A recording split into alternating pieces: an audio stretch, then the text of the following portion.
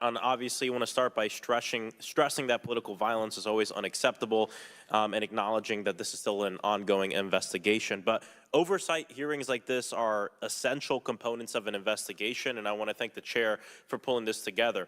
Madam Director, I appreciate you for being here. The events of July 13th raised serious questions about the efficacy and thoroughness of the security protocols in place.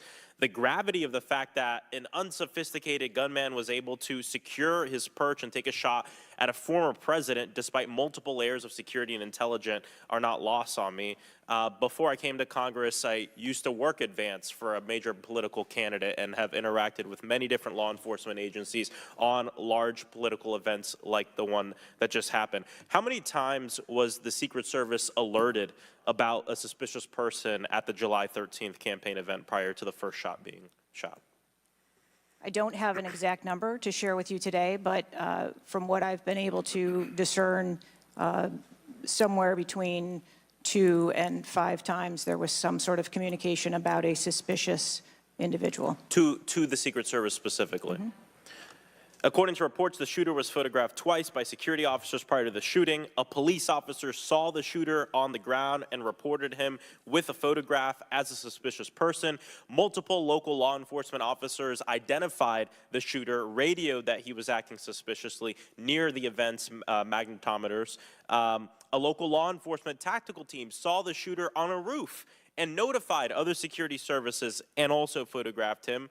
One police officer who photographed the shooter saw him scoping out the roof and carrying a rangefinder. My question is, and you've answered this, but why, or you haven't answered this, why wasn't the event paused right then? Again, I'm not clear on the timeline of when the Secret Service shift and the counter sniper were notified. But earlier, Madam Director, earlier you said that the Secret Service would have paused the rally if they identified a threat. Correct. So why wasn't it paused? Because I have to assume that they did not know that there was a threat when they brought the president out on the stage. I feel like this is a breakdown in communication between local law enforcement, you all, and other actors at the rally. And again, as someone who's worked on these, I understand that there's multiple people with multiple decision, with the ability to make different decisions on the ground. Over the last week, I've spoken with a lot of folks in local law enforcement in my district and across the country that I've worked with before, and other people have brought up concerns around being able to communicate with with Secret Service during these big events and having their flags taken seriously. I do believe that if Secret Service believed that there was a legitimate threat, that they would have paused the rally. My concern is before that something was flagged and it wasn't taken as seriously as it should have been taken.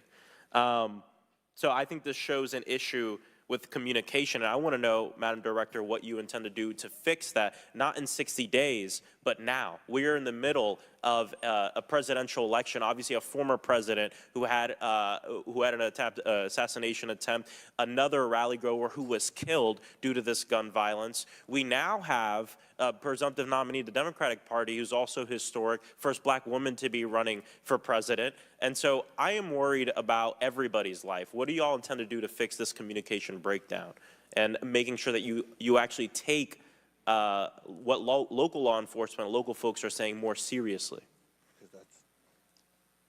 We take what local law enforcement relays to us seriously. Let me just be clear on that. As far as the communication, but not this time. We always trust our law enforcement partners and have a great relationship with them. We are looking at whether or not there was a communication breakdown.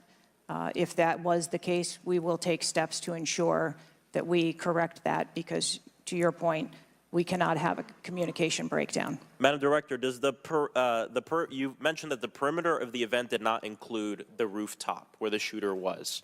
Does your responsibility and the Secret Service's responsibility to protect a principal stop at the perimeter of an event? Our responsibility is to ensure the safety and security of the event itself and the protectee who is attending that event and the personnel who are protecting. So you would say the fact that the rooftop was outside the perimeter is not an excuse for what happened, saying that it was outside the perimeter of the event? I am not offering that as an excuse. Okay. Thank you. I yield back.